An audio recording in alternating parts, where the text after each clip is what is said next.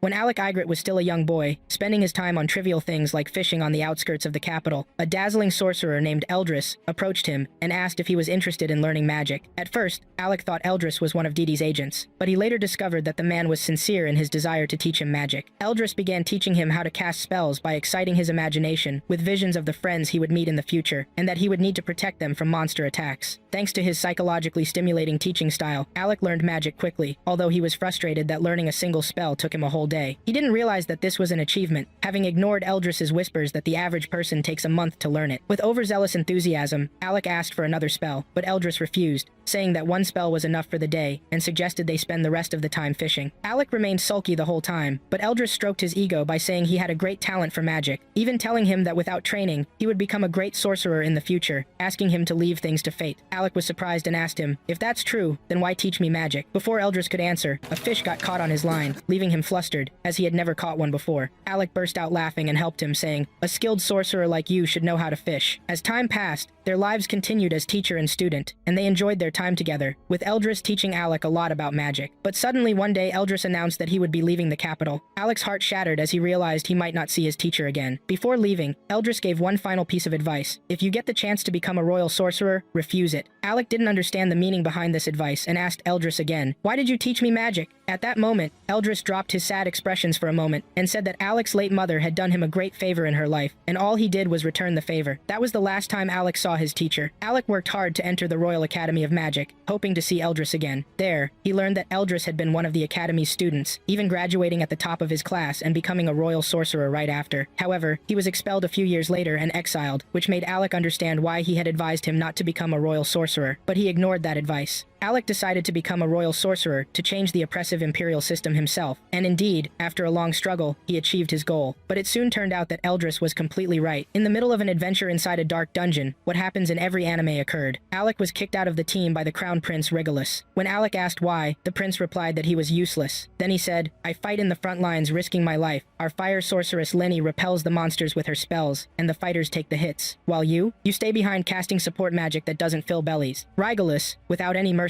looked at Alec with disdain and said in a firm voice, "There's no place for losers like you in our group." Then he added insult to injury, saying that Alec didn't even deserve the title of royal sorcerer. Alec tried to justify why he only used support magic, but the prince wasn't interested in listening. Even Leni, the fire sorceress, stood against him, describing Alec as a coward who lacked the courage to delve deeper into the dungeon, saying he was a burden to them all. X, for his part, simply nodded silently in agreement. Then Lenny added, "We only tolerated you because the king ordered us to include you, but now, there's no need for pleasantries." Regulus continued with the insults, saying that Alec had gotten the highest grades in the academy by providing special services to the professors, mockingly asking why he carried a dagger when commoners were forbidden to own weapons. Alec replied that the dagger was necessary for the next floor of the dungeon, but the prince got angry, snatched the dagger from his hand, and grabbed him by the collar of his cloak, shouting, "No one defies my orders." In front of everyone, he stripped him of his royal sorcerer cloak, coldly telling him, "You aren't worthy of it." Alec left the dungeon heartbroken. Despite all the insults and being cast out, his heart remained loyal. He prepared detailed notes that could help the prince and his companions continue the journey, especially with Regulus's magical energy running low. The next day, he went to the palace to deliver the notes, but the guard stopped him. "You have been dismissed from your position. You're now just a commoner, and commoners aren't allowed to enter the palace." Alec was shocked, and in a painful moment, Leni appeared before him, not to console him but to rub salt in his wounds. She said mockingly, "Get lost." Then she ignored his pleas to deliver the notes to the king, who was the one who appointed him. She took the notes, only to tear them apart before him and stomp on them with her foot, then ordered the guards to throw him out. Alec became lonely, humiliated, jobless, and without title, in a city that showed no mercy. It was only then that he realized how true Eldris's advice was. Don't become a royal sorcerer. Suddenly, he heard a familiar voice calling him. He turned to find a girl with red hair staring at him, before rushing up and hugging him tightly. He hesitated to believe what was happening. Then he recognized her. It was Yurha, an old friend from the academy days. They sat together reminiscing. Alec told her everything that had happened, how he was kicked out of the prince's team and dismissed from his role as a royal sorcerer. Yurha became very angry, cursing the kingdom and saying she didn't like it because it divides nobles from commoners. Alec managed to calm her down before anyone could hear them. Then, with a genuine smile, she said, "Actually, your dismissal was the best thing that happened." Despite everything he went through, he wasn't upset by her words. He was completely mentally exhausted, but she reminded him of an old promise. I told you once that I would include you in my team, remember? He did indeed remember, and here she announced that she had returned to the capital just to keep that promise. She stood up, extended her hand to him, and confidently said, "Come with me, let's conquer the dungeons together." Despite his happiness at the offer, Alec doubted himself after everything he had faced, but Yurha didn't care. She told him, "The only person I want in my team is you. No other sorcerer can take your place." Alec was deeply touched by Yurha's words, and before he could hide his emotions, he accepted her offer right away. Yurha welcomed him with a bright smile into her team of rank A, called the Resilience Period. The next day, Alec left the country with Yurha, and during their journey, Eldris's old advice returned to his memory: don't become a royal sorcerer. A few days later, news of Alec leaving the country spread and reached Prince Regulus and his team, but no one cared. Regulus said mockingly, "He was called the genius of the academy. We bet a lot on him, and we wasted our time on him for nothing." But Leni assured him that soon, they would include a pure-blood noble into their team, and they would become stronger than ever. Meanwhile, Alec and Yurha reached the city of Vazel, a city of fortified towers known as a home for adventurers of all classes, without distinction between noble or commoner. Yurha felt excited to quickly register Alec as an adventurer in their group, but what awaited them at the guild was shocking. The receptionist told them that Alec could not join Yurha's team because they were exploring floors beyond level 30, and to do so, he had to be a guild member for at least 2 years. Yurha got angry and asked for an exception, but the receptionist firmly refused. Yurha asked her if her friend Krazia had spoken to her about it, and the receptionist said that she had, even threatening them to accept Alec. Still, the receptionist coldly stated, "We deal with crazy people every day. We won't be intimidated by that." Alec and Yurha returned disappointed and stopped in a public park for lunch. Yurha told him that her team had already reached floor 52 of the dungeon and that they couldn't wait for 2 years. But she wasn't one to give up. She decided to start training in the surface dungeons as a warm-up. Alec eagerly agreed, and they headed to a low-level dungeon filled with insect monsters. Yurha used enhancement magic to increase Alec's speed, and she began moving lightly and fluidly, taking down the monsters easily. But things quickly changed. Yurha noticed that the number of monsters wasn't decreasing. Instead, it was increasing, and they were becoming stronger. Alec agreed with her, pointing out that there was something off about this place. Perhaps something was driving the monsters to madness, but he reassured her that the situation was still under control. During the fight, Yurha activated her shield and moved directly toward the nest. Alec warned her about the risk, but she replied with a confident smile, "This is nothing. The Alec I knew wouldn't be defeated by monsters of this level." Then she looked at him and said confidently, "Trust me, and be yourself again." Alec realized that her words were sincere. The problem wasn't with his abilities, but with the confidence he had lost. He remembered Eldris's old lesson: one day, you will need to protect your friends from danger. With this memory, his determination was reignited. He charged at the monsters, using precise fire spells, followed by expertly wielding his dagger, taking out the rest. But suddenly, they were surrounded by a huge swarm of insects from all sides. Yurha showed no fear. She created a barrier around them, giving Alec enough time to prepare. Alec focused, brought his hands together, and chanted deep incantations. And suddenly, magic exploded around him. A wide area spell wiped out the swarm of monsters in an instant. As everything vanished in light, Alec smiled confidently, feeling finally like himself again. After things calmed down, Yurha patted Alec's back and said with a smile, "You're still strong, Alec." But those moments of calm suddenly broke as the ground shook beneath them, and a giant earthworm broke its way up from the depths to the surface, lunging at Yurha and almost swallowing her whole. It became clear that Alec was the strongest in attack magic at the academy, and Yurha was the strongest in support magic. He asked Yurha to activate her shield to protect herself. Yurha trusted him blindly and activated the shield spell. Meanwhile, Alec summoned a massive fire snake that lunged at the worm and burned it to ashes in seconds, without Yurha sustaining a scratch. Yurha safely landed and dashed toward him, exclaiming, "You're still the strongest attack sorcerer I know." This fight brought back memories of our days at the academy. She remembered a moment when they faced a 5-headed dragon, which was so tough that their weapons hardly affected it, and their team was having a hard time in the fight. But Alec showed up just in time and defeated the dragon with a single spell. Thanks to that moment, they succeeded in surpassing floor 68 of the dungeon, setting a new record at the academy. Graduation day came, and everyone thought that Alec's team wouldn't be able to achieve the record and were bullying them. But those 4 Alec, Yurha, Krazia, and Rin returned from the dungeon covered in wounds. But they were smiling, having shattered the previous record that hadn't surpassed floor 37. Even their teacher, Rosie, known for her strictness, internally acknowledged that this team was different. They worked in perfect harmony. The graduation day arrived, and Rosie announced the results. 4th place, Rian. 3rd place, Krazia. Runner-up, Yura. And the undisputed winner, Alec, the best student in the history of the academy and the graduation speaker. They laughed, celebrated, and mocked Rosie, who responded in her usual violent manner. They left the academy together, with everyone believing they were at the start of a legendary team that would be immortalized in history. But little did anyone know that Alec had decided to leave the adventurer profession to become a court magician. His friends were surprised by the decision but understood it, as court work was more stable, secure, and paid a lot of money. They said goodbye without blame, and Yura promised him at that moment, "We will be a team again, someday." And today, that day has come. Alec and Yura celebrate in a small tavern, and with the first glass of wine, Yura falls asleep, divided by unconscious completely on the bench. She gets angry for a moment because they were prevented from entering the deep dungeons, but quickly gives in to sleep. Alec looks at her and smiles, remembering that she hasn't changed since their school days. Gently, he takes off his jacket and covers her with it, so she can sleep comfortably and warmly, just like every good person would do. But the tavern was not without its intruders. A rude man approaches him, mocking him and says, "People don't act like this around here, boy." Alec completely ignores him. When he receives no response, the man raises a bottle to smash it on Alec's head. But Alec, with the calm of a seasoned magician, activates a translucent mana shield, easily blocking the blow. Then he slowly turns to the man with a cold look. The man smiles, finally pleased that he got Alec's attention. With a surprising grin, the large man says to Alec, "Finally, you looked at me, court magician. I didn't think someone of your stature would leave all this to become just an adventurer." Alec was taken aback by this sudden change in mood, but what surprised him more was when the man pulled out a card from his pocket and placed it on the table in front of him. It was a certified adventurer card. Alec asked in astonishment, "Who are you? What are you doing here exactly?" The man smiled, saying, "This is a gift of apology for testing you with the bottle," but he added a simple condition. "To take it, you need to show me your magic." While Alec was trying to comprehend what was happening, Yura woke up with half-closed eyes and mumbled, "Levi?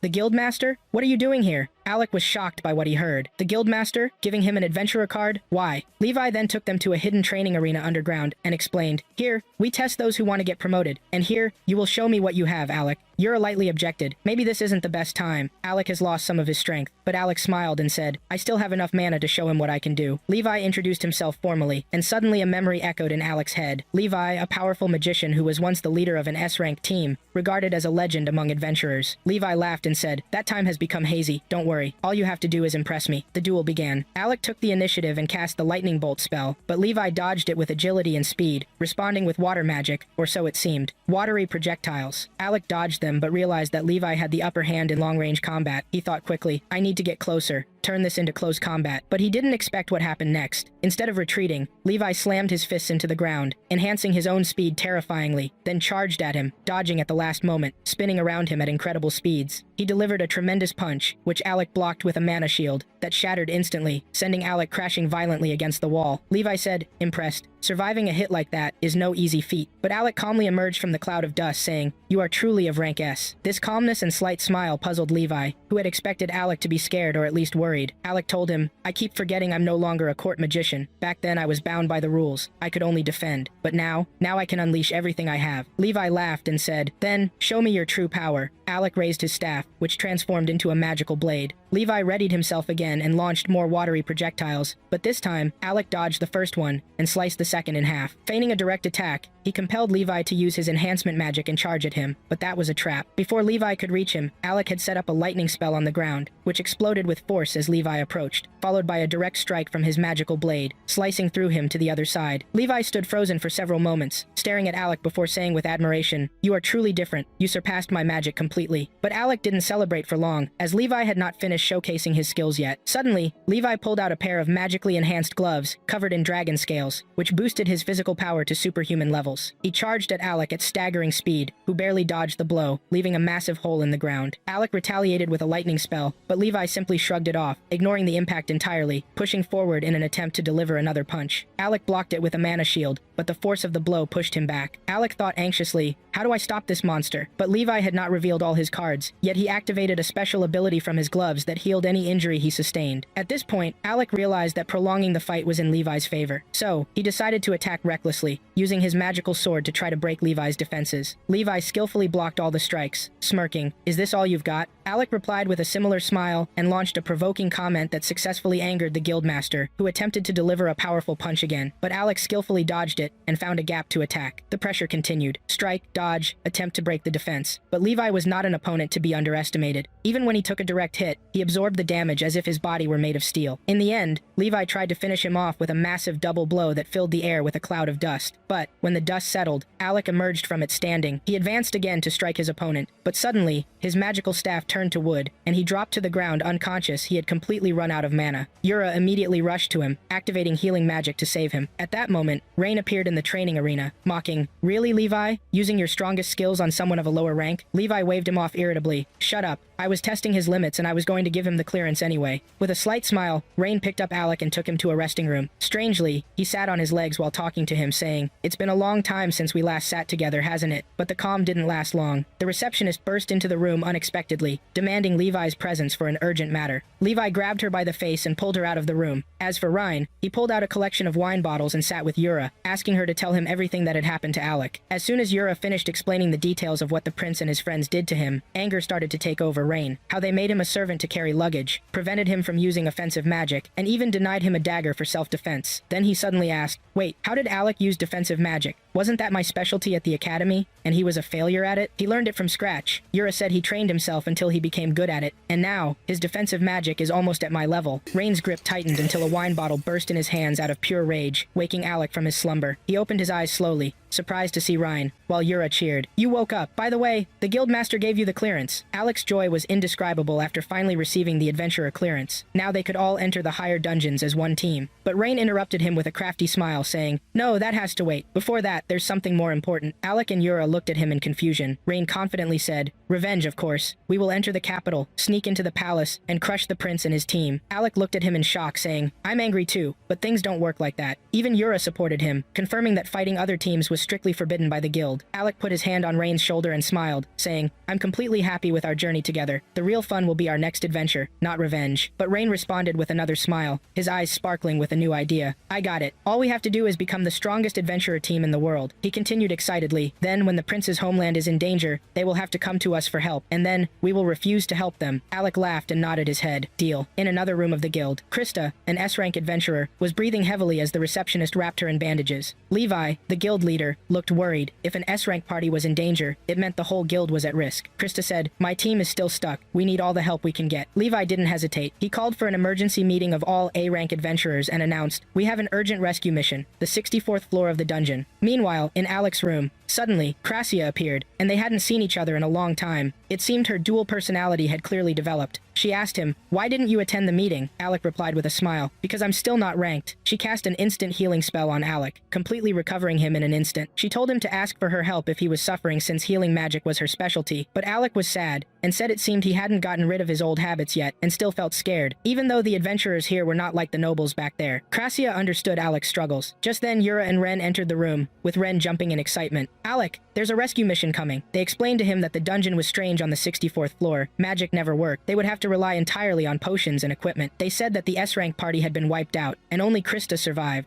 who was sent alone to call for help. Alec asked Krasia, "Are you sure you can go there? Your specialty is healing magic, not direct combat." She yelled in panic, "I was against that decision, but the fool Ren used his authority and insisted we go in." The two started arguing, but Yura interrupted them and looked at Alec. "The decision is yours. You have the hardest mission. You're the one who will face the floor boss." Alec took a deep breath and then said with confidence, "I'm in." And so, they headed toward the dungeon. At its entrance, Ren said with indescribable excitement, "This is where our team's legend begins." Alec asked them to move inside, and Yura explained why they had come to this place, to rescue Rickroma. She provided them with information about him and where he was located within the dungeon, which was on the 64th floor. This floor was lethal to tanks, and healing magic didn't work there. Ornest believed that if they took the normal route, they wouldn't arrive in time, but Yura showed them a core and told them that if they used it, it would save them a lot of time and effort. This core was very important if any of them wanted to delve deeper into the dungeon levels, and using it would pave the way to the 52nd floor. However, Yura also informed them that if they used the core Krista brought with her, they could shortcut directly to the 64th floor instantly. Alec asked why the leader gave them something as important as this core, but Yura explained that the other team also had a core as well, and Ornest discovered that there were 2 cores. Krasia confirmed this and mentioned that they were an extra team. After that, Yura informed them that the boss of the 64th floor was one of the undead, and she told Alec that they would rely on him heavily in this battle. Ornest emphasized that, asking Alec to exert great effort and also to conserve his resources. Alec was ready for this battle, but Ornest asked him if it was better to drain his energy now when they might need him later, right? Krasia saw that Ornest was right and told Alec not to worry because they would all be busy soon, since they were going to hell. Then Ornest got excited and asked to move straight to the 64th floor, saying it would be a new beginning for them to start their new legend. Yura used the core for a quick teleportation, which caused them to disappear. After that, we transitioned to inside the dungeon, where a large number of monsters were waiting for them upon their arrival. But immediately, Ornest drew his weapon and attacked the monsters, successfully killing many of them with a series of blows. Ornest became highly enthusiastic, leading him to attack the monsters on his own. However, Yura asked Ornest to stop so she could cast a supportive spell on him, and she moved quickly toward him. At that moment, Alec was surprised to see that Ornest possessed an ancient weapon. Krasia informed Alec that Ornest's weapon was a black spear called Maristika, designed for piercing and slicing, and it was incredibly sharp, making it impossible to break. strike. She thought it suited Ornest very well. Alec believed that this spear suited Ornest perfectly, and that Ornest could potentially take down the monsters by himself as well. Crassia noticed that Ornest was getting carried away too. Then Ornest asked Alec if he needed help. Ornest felt he could destroy the monsters alone and didn't need them. While Alec and Crassia advanced, a dark aura appeared behind Alec. When Alec sensed something behind him, he swung his staff to strike, but no danger was visible to them. Crassia asked why Alec acted that way. Alec told her he thought he sensed something behind him. Then he asked Ornest where that something was. However, Alec focused more until a strange body appeared to him. He quickly pulled out his sword and swung at the strange body, revealing it. Alec discovered that it was a Soul Reaper and an invisible enemy. At that moment, Ornest confirmed his suspicions that Alec hadn't lost his skills at all. Then the Soul Reaper struck Alec, but he missed. Alec retreated, and after that, the monsters that Ornest had previously killed regained their strength. But Ornest struck back at them once again. When the Soul Reaper tried to strike Alec, Alec was fully prepared, allowing him to dodge the Soul Reaper's blow. He delivered a powerful blow that caused the Soul Reaper to split in half, leading to its disappearance and demise, which left everyone shocked. Then Alec asked the rest of the team if they were aware of the existence of this monster. Yura apologized to Alec, while Crassia told Alec that she had opposed this idea and that foolish Ornest was the one behind it. Ornest stepped forward to support Alec in standing up and told him they would discuss this matter upon their return. But Ornest felt it was better for them to return alive. Suddenly, an army of monsters appeared, and Alec realized that this was a bigger problem than he anticipated. However, Ornest believed this would be an exciting battle for them. Then Yura reminded Ornest that they were on this mission solely for a rescue purpose, but Crassia thought it pointless to remind this fool of anything. Ornest promised Crassia that he would reprimand her when they returned from the dungeon. He stated that he wanted to finish this battle and that he could take down these monsters alone. He charged quickly, but Alec also attacked, and Yura used her magic to support them, allowing Alec to land powerful hits on the monsters. However, on the other side, Yura almost got hit by a monster's attack, but Crassia intervened at the right moment and saved her with her weapon. Then Alec told the whole team to stand behind him and used his power, successfully eliminating all the monsters. After that, Ornest asked Alec why he only used one spell, Thunder Strike, when he had many tricks up his sleeve. Alec momentarily recalled his moments with his old team before returning to the present and told Ornest that this spell was probably the fastest to activate. However, Ornest didn't believe him, and when Alec asked the rest of the team to move, Ornest stopped in front of him and asked why he was hiding some matters from them. He insisted on uncovering them, but Alec told Ornest he was imagining things. Ornest persisted that Alec was definitely hiding some secrets and wanted him to reveal them. Suddenly, an earthquake occurred, leaving them stunned as they awaited the emergence of a monster from deep within the dungeon. Yura thought the sounds were terrible destruction and that this was definitely the boss's floor. However, Ornest had a different opinion. He wanted to enjoy it more. He asked Yura to support him so he could quickly move to the monster's location. Yura used her support on everyone, but Ornest quickly advanced first, followed by the rest of the team behind him, until they reached a gate ahead glowing with bright light. But as they transitioned to another place, Alec approached Ornest, and they saw one of the adventurers fleeing from a massive monster, shouting for help from Ornest. Alec thought this was the floor boss. Yura realized he was truly angry. The adventurer continued to scream and plead for help from Ornest before the monster swallowed him, begging Ornest repeatedly. But Ornest thought the adventurer seemed fine. Then Alec asked Ornest what was happening. Ornest explained to Alec that this person was Loki, the one who angered the monster. Crassia stated that Loki was a cunning support mage, and Ornest believed Loki to be the biggest scoundrel in Rechroma, everyone calling him a scoundrel. However, Alec thought Ornest was the only one who called him that, but Loki continued to threaten Ornest for not helping him, until he fell while escaping from the monster. When the monster began to close in on him, Alec felt concern for him, but Crassia informed Alec that Loki is fine, and this is his way of fighting. When the monster started to approach Loki, one of Loki's spells appeared on the ground, which resulted in the monster getting hit by a fiery blast from Loki's magic, surprising Alec. Crassia sees that Loki is a very clever plotter, but Ernest doesn't change his opinion about Loki, and to him, he is still a scoundrel. Then the monster took several hits from Loki's tricks, which made Loki laugh a lot due to his success in deceiving the monster. Loki started to mock the monster again, because he had tricked him once more. However, the monster displayed great strength and struck at Loki, but Loki was not affected due to Ernest saving him, which led to Loki's surprise that Ernest had rescued him. Ernest told Loki that he now owes him a debt, but on the other side, Alec was in the monster's line of sight and prepared himself and the rest of the team to face the monster. Then the monster launched an attack at them, but Yura used her strength to block the monster's strike.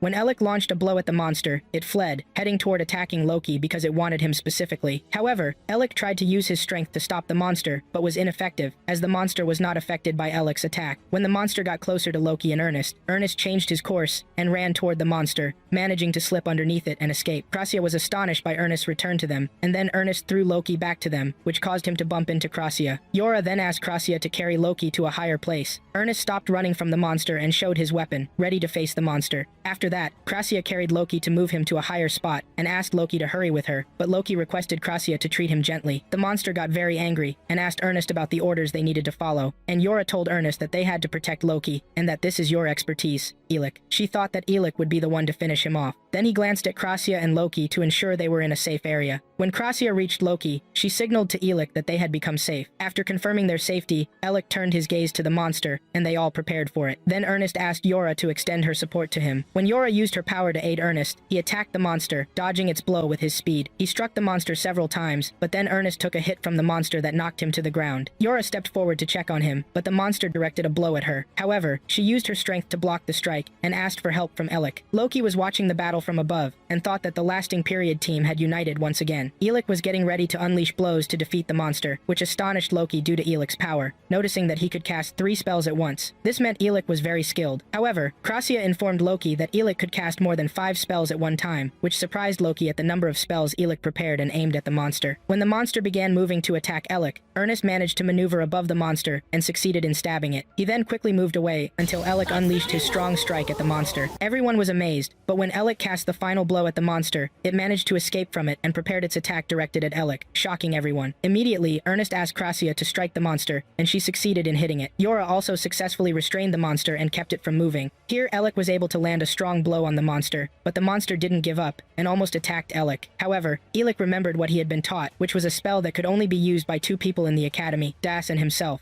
He directed a powerful strike at it, but it didn't finish it off completely, yet Elik wasn't done yet. He vowed to the monster that he would turn it to ashes, and then struck it again, burning it completely. Here, Ernest intervened and struck the monster, which led to its defeat. This filled Yora with joy, and Elik and Ernest encouraged each other with excitement. They remembered their famous saying, feeling happy about the teamwork. Then the rest of the team approached Ernest, and Yora encouraged him, and Krasia offered him his dose, recognizing it as the 4th dose, which made Ernest angry, and caused the rest of the team to laugh a lot at him. Then Loki approached them and told Elik that he knows everything about him, and informed him that he is a court wizard from Galdana, and that he was the one who defeated the Hydra. While many people may not believe this, Loki believes it. However, Elik told Loki that he is a former court wizard, which annoyed Loki greatly because Elik had resigned. But Elik told Loki that there was no need to be upset. Loki showed Elik that this was not his intention, and that it was a foolish mistake for Galdana's court to let go of him. Then Loki thanked Yora and told her that he would repay her favor soon. But Yora pushed Loki away from her and told him not to rely on himself at all. Loki then asked them for some potions, as he had given everything he had to his team, and informed them that his remaining team was now fighting the floor's strongest boss, which surprised everyone. Krasia asked, "Didn't we just defeat the boss?" But Elik discovered the existence of more than one boss, and Loki confirmed this, stating that he had diverted that monster because it was too foolish. Krasia thought that drawing attention is suitable work for him. Loki assured her that he was very talented in that, holding Krasia's hand. However, Ernest threw healing potions in Loki's face and asked him if that potion was enough or not. Loki described Ernest as kind, but Ernest told him that this potion was not free and that he owed him for it. Elik then asked why they were acting this way, and Yora replied that they always behave like this. Krasia then asked Loki to tell them about the location of the next boss right away. Loki then informed her that the next boss was like the previous one, and that he was one of the undead,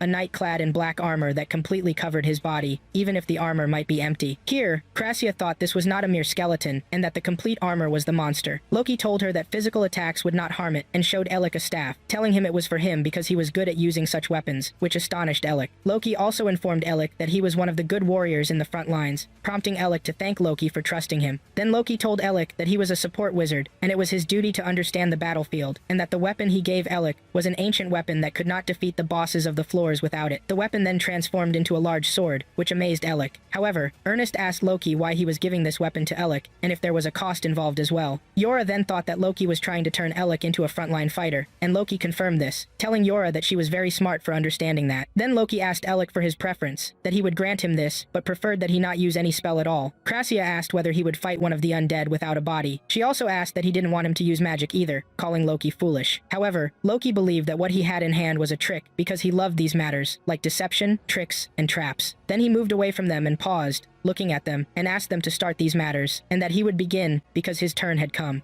We moved to Alec's old team, and they were fleeing from monsters inside a maze, and were unable to confront them, and were feeling great fear. Then His Highness asked Lena to use her magic to stop them, but Lena tried to do this but did not succeed, which led to His Highness's anger. Then he tried to use his power to stop the monsters, but he was pushed by the monsters, which led to his falling to the ground and his inability to move, which led to X carrying him and running with him so that he would not be killed. Here, His Highness believed that he was cursed by Alec because he expelled him from the team and threatened him. Then we moved to His Highness's house, and Vaughn was examining him to make sure whether His Highness was cursed or not. When His Highness discovered that he was not cursed, he scolded Vaughn and asked him if he was the one who caused the maze problem. His Highness felt great anger upon hearing this, and His Highness insisted that he was cursed by Alec, but Vaughn told him that he was sure there was no curse on him. But His Highness said that he was on the 30th floor, so this could not happen to him, and this floor is very easy. But Vaughn also told His Highness that the 30th floor contains an anti-magic field, and believed that His Highness's support magic does not work. But His Highness believes that this support magic is only for cowards and that he does not need it. Here His Highness began to think about how this happened to him, and asked himself if Alec did something to him. Then Vaughn asked His Highness, "Didn't Alec tell you about the anti-magic field on floor 30? But His Highness asked, "How does Alec know about things like this?" Here Vaughn revealed to His Highness that Alec was among the top students who reached floor 68, and was a member of the legendary student squad. But His Highness did not believe this, and began to laugh and thought that these were just myths that people claim. Then one of the servants entered and told His Highness that the king wants to speak with him about Alec. Then His Highness and Vaughn moved to the king's room, and the king asked His Highness if he knew anything about Aldas Mihila. When His Highness told the king that he knew about him, the king said that he banished him decades ago because he was a fool, because he told the king that he must change the treatment of court mages, or something terrible will happen to Galdana in the near future, and he was a noble and spoke such foolishness. Here His Highness thought that he deserved banishment then, because one should not speak to the king like this. But the king continued Aldous' story, and that he did not stop at this. And after he was stripped of his position and his family name, he attended the Magic Academy as a commoner, and silenced his critics with his skill, and exploited the other privileges granted to him from his first rank in the class, to return to the king's side as a court mage, which led to the king laughing because of Aldas's behavior, and called him crazy. The king also said that Aldas continued to say the same thing, which led to the king's increasing displeasure with him. Then he disappeared from the palace a year after that. Then the king remembered Aldas's words when he told him that commoners are not useless, and that he discovered this himself when he was saved by one of the commoners. Then the king returned to his present and said that he always remembers Aldas's words. The king asked His Highness, "Do you know why he chose him to explore the dungeon?" Because he wanted to know if what Aldous said was true or not, and that the king wants to know also if the time has come to change the way things are run in the kingdom. And the first of this change is their policy against commoners, and that they will employ those with skills, including Alec. But His Highness felt shocked upon hearing this, and thought that this would be ridiculous, and would bring shame to their family, and that he did not learn this from his father the king. The king admitted that he was the one who taught His Highness this, but he was also the one who listened to that fool. His Highness tried to tell his father that commoners are useless, and that they were injured because of one of them, because of their association with him as well. Then one of the servants came and gave His Highness Regulus a paper. Regulus asked what this paper was. Then the king said that this is a report from Alec that he wrote for you about the monsters, floor layout, necessary items, and necessary skills as well, and this report contains everything. The floor must be cleared several times for one to be able to write this report. Here Regulus felt great shock and asked permission from the king and left. Then the king asked Vaughn to help him because he is now shocked. We moved to Regulus, and he is in a state of astonishment after learning that Alec has many skills and that he is not useless, and he remembered how he treated him badly and also expelled him from the team, which led to his extreme anger. Then Vaughn joined Regulus, and Regulus asked for help from Vaughn. We moved to Alec and his team, and Alec realized that artifact weapons are very strong. Does this so-called leader of the undead resist physical attacks? Then Ornset approached Loki and asked them not to tell them what to do. But Loki asked Ornset to calm down a little and told him that he did not mean not to use magic at all. Yura discovered that Loki wants the leader to think that Alec is just a fighter, and Loki confirmed this. Krasia thought that this plan was smart and asked what the motive was for deceiving a monster. But Loki is very sure that the floor boss is very smart and a very skilled duelist. But Alec really wanted to see this. Loki told Alec that many want this, and that he was not here to give them orders, and that he only wants to use this sword when he gives him the signal, so that you can finish him off with one spell. Alec agreed to this plan. Then Loki directed his speech to Krasia, and asked her that he wants her to help him with a spell, but Krasia told him that she does not take orders from anyone. But Loki asked Krasia if she does not want to clear this great dungeon, and that he thought of taking a shortcut by instant teleportation, because the spell will drain a lot of magic, and he does not think he possesses much magic. But Krasia told Loki that instant teleportation is also magic, and it is very secret. Only governments know it, and that Loki stole it. But Loki has not been caught yet, and if he uses it on them, they will be accomplices in the crime as well, and now they are implicated with him, which led to him being hit by Krasia and Ornset. Then Alex said to Yura that if something happens, they will hold Loki responsible. After that, Loki began to explain to Krasia what she should do. But on the other hand, Alec asked Yura if Loki could be trusted, but Yura told him that they should not trust him, but they can rely on him, and told him that 2 years ago, he organized a raid on an extremely difficult Arcana dungeon without any casualties, and his team leader is known for his integrity. Here Alec thought that he could rely on Loki. Then he told Ornest that he will use the sword and asked them to train then. Then Ornest approached Alec and told him not to make a big effort because he has lost a lot of his fitness, and that he is not worth it with him, and he was joking with him. Yura saw that they are still like this since 4 years ago. Then Ornest asked Alec, "Do you remember the rules? Whoever falls first loses." Then Alec said to Ornest, "Whoever loses gets punished." Loki said to Krasia that they have been doing this for 4 years, and that she will suffer again as well. But Krasia said they have known each other for a long time, and this applies to Rekroma as well, right? And that she does not believe that Loki agreed to confront a floor boss alone. Here, Loki told Krasia that she is very skilled and offered her if she wanted him to teach her many other different things, which led to Krasia being very angry, and told him that she will kill him if he says this again, which led to Loki's sadness. After that, they used the instant teleportation circle, which led to Yuhra's amazement. But Loki told her that it will teleport them to the place he has already designated, and asked them to prepare for battle. Yuhra got ready, and Ornset told them that they have an extra fool today, and this reminds him of the old days. Krasia said the feeling she feels before killing a floor boss, as they carry their weapons, share their items, and protect themselves. Loki discovered that they are a genius group except for Ornset. After that, they teleported to the floor boss's location, and there was another team facing the floor boss, but they regretted not fleeing when they had the chance. Then Revel gave Krista the crystal, and asked her to go to the guild and tell them that they need a rank A mage. Then Marbell attacked the floor boss, but the floor boss deflected her strike, and the fighter Uriel directed his fire strikes at the monster, but he does not have much magic left. Then Ornset intervened at the right time, and directed a strike at the monster, but it was deflected. Here Ornset discovered that the monster is very strong, but Ornset told the monster that he is not alone, and that they are two. And Alec appeared from behind the monster and directed a strike at it, but intelligently the monster dodged this strike.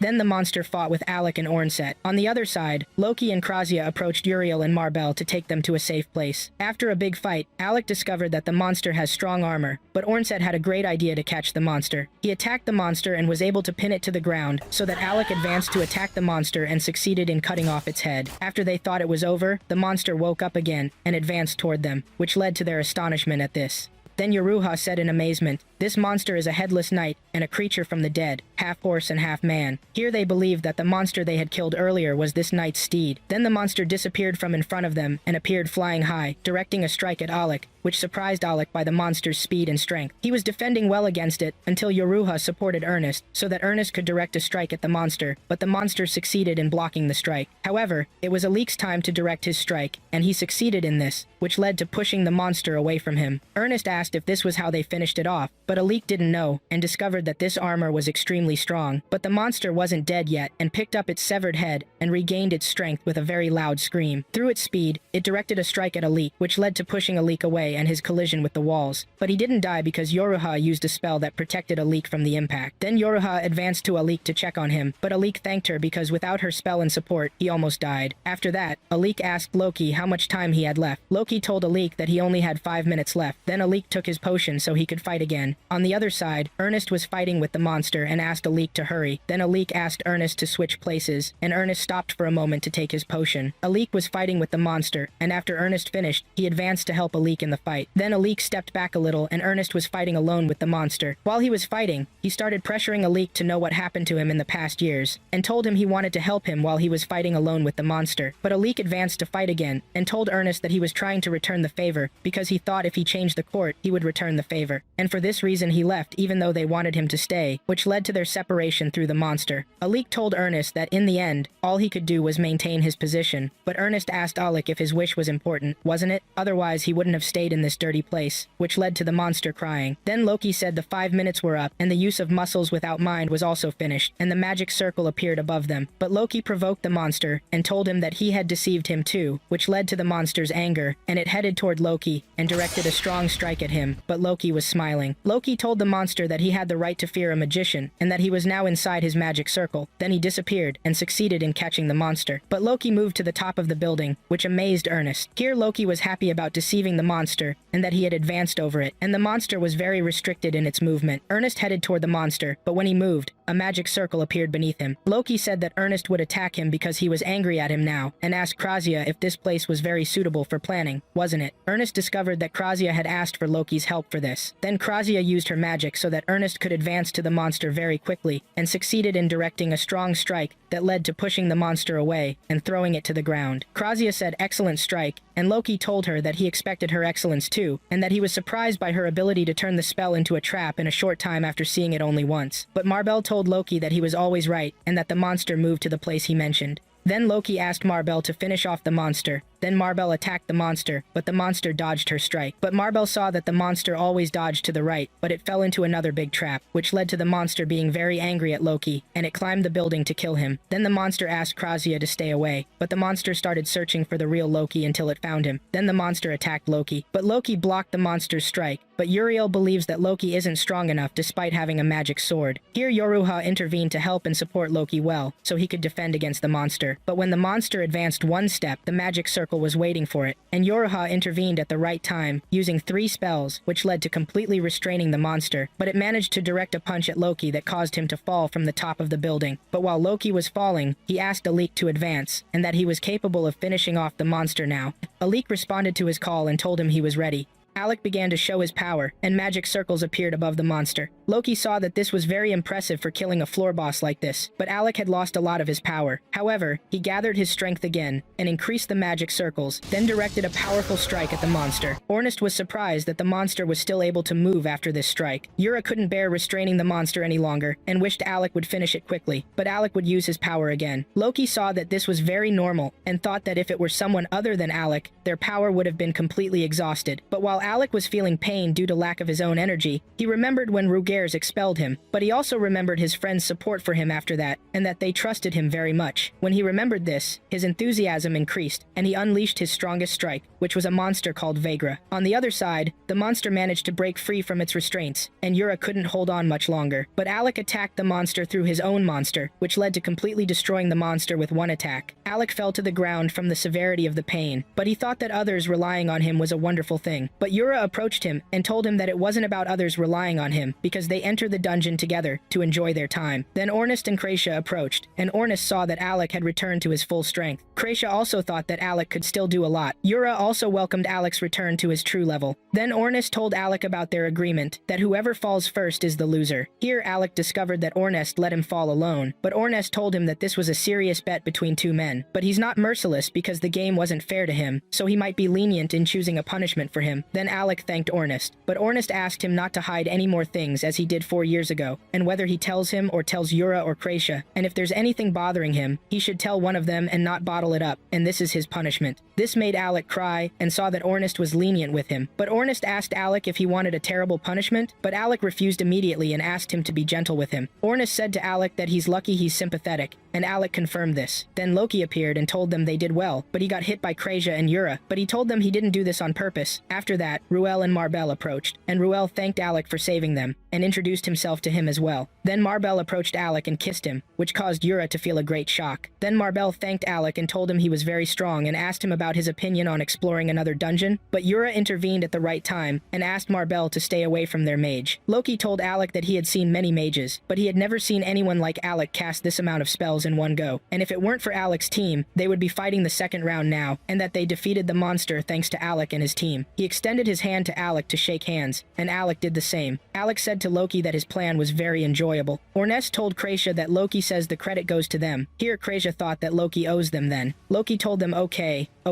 and told them he would repay the debt. Then he asked them if they wanted a nomination, right? And that they saved them, but this isn't a shameful request. Then Ruel approached Alec and told him to nominate them for promotion to S rank, to be promoted from A rank to S rank, and that he needs a nomination from someone of S rank and the guild leader's approval, and Ruel is the one who will nominate them. Ornest trusts him, but he doesn't trust Loki, which angered Loki. He asked Ruel, isn't he trustworthy? And asked Ruel to tell Ornest that he can trust him. Then Ruel said to Ornest that he can't trust Loki, which made Ornest laugh and Loki angry. Everyone also confirmed Ruel's words, and Loki discovered that no one was on his side at all, which made everyone laugh at him. After that, Alec picked up the gem from the ground, and an agreement was made between him and Ruel. Then Ruel's team said goodbye to Alec's team, and the Lasting Period team felt great happiness after that. Then we moved to the guild, and the guild employee said she couldn't believe they defeated the monster on floor 64, and that there's a lot of talk about them in the guild because of this. She presented him with money and asked him if he was going to take a rest. Alex said of course, because the dungeon is big and requires planning, and he's happy to participate in this. And he said goodbye to her. While he was leaving, the guild leader made him stop and told him about someone waiting for him from his old place. Then Alec went to the guest and greeted him, and asked him, "What brought you here?" Then Vaughn asked Alec, "Did you want to cause Ruiger's death?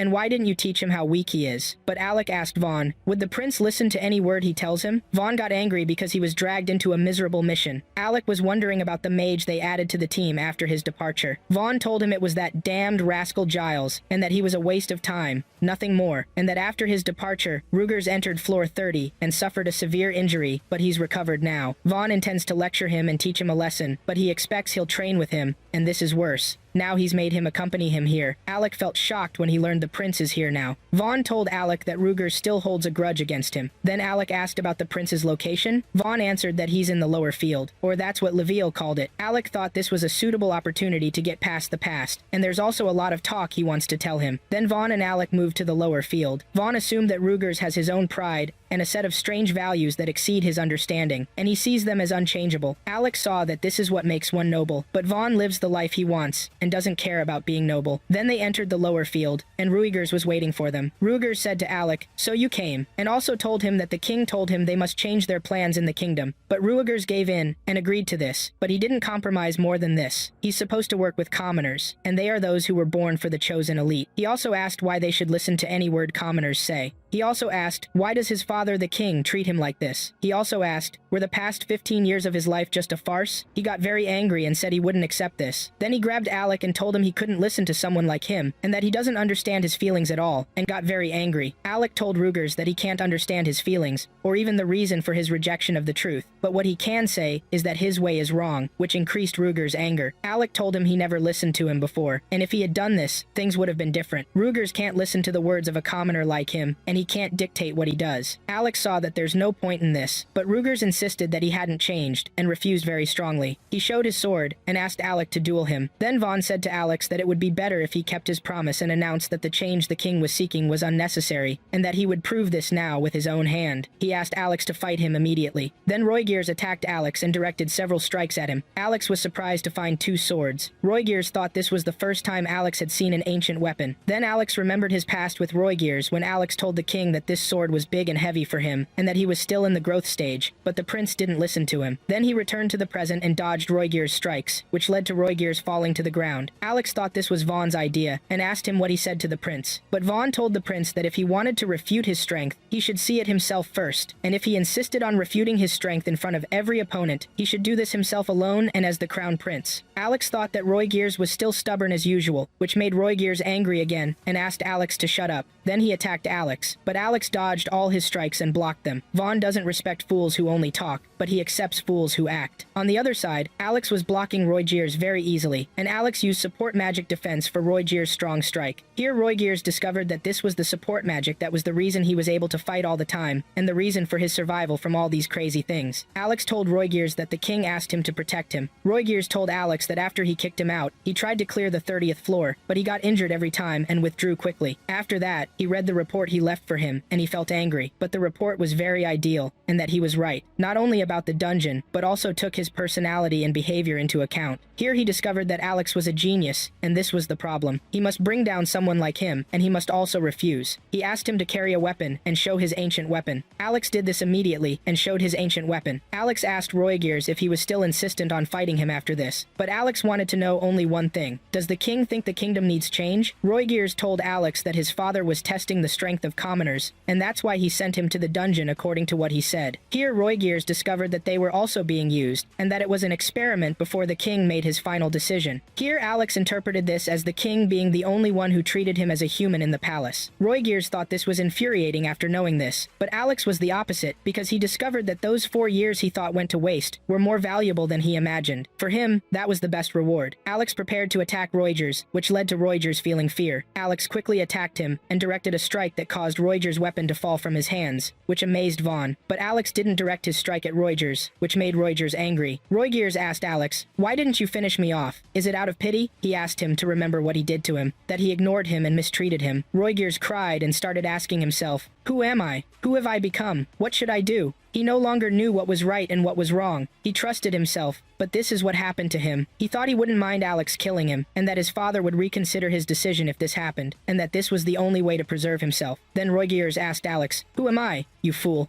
He asked him to tell him what should he do. But Alex smiled and said he didn't want to laugh at someone else's tragedy, but life is funny. He came there to fight him, and was sure they would scold each other. But he's very angry now, yet Roygears is asking him for life advice. Roygears apologized to Alex, and asked him if he was satisfied now. Alex said he wasn't speaking sarcastically, and that he's the one who doesn't understand things. Roygears asked Alex, "What do you mean?" Alex said that he was helped by others throughout his life, and by his friends a lot too. He approached Roygears, and asked him to reach the answers himself, and make the decision himself. He extended his hand to Roygears. Roygears was about to extend his hand to him, but he pulled back and told Alex that he's calm now, and asked him why was he talking to him in the first place. Then he called Vaughn and asked him to bring something that belongs to Alex. When Roygears received the cloak belonging to Alex, he gave it to Alex and told him this is your cloak that he stole from him. Vaughn presented a letter to Alex and told him it was from the king too. Alex learned that what was written in the letter was that the king would leave the court mage position vacant until he returned to it. But Alex asked Vaughn, "Is this an order?" Vaughn told Alex it was a request. Nothing more. Roygears asked Alex to take them, but Alex refused to take them, and told them that his new squad has a rule that prevents leaving, and that he can't return to being a court mage now, and doesn't want to either. He asked Vaughn to tell the king on his behalf that a lot happened during the 4 years, and thank him for everything. But Roygears threw the cloak at Alex, and told Vaughn they would return to the capital now and left. He scolded Alex for refusing the king's offer, but Alex told Roygears that he knows he's a fool from long ago, because he's just a useless commoner. But Roygears admitted to Alex that he hates him intensely. Alex told him he also hates him, and that they finally agreed on something. Roygears continued walking, but he smiled after he turned his face away.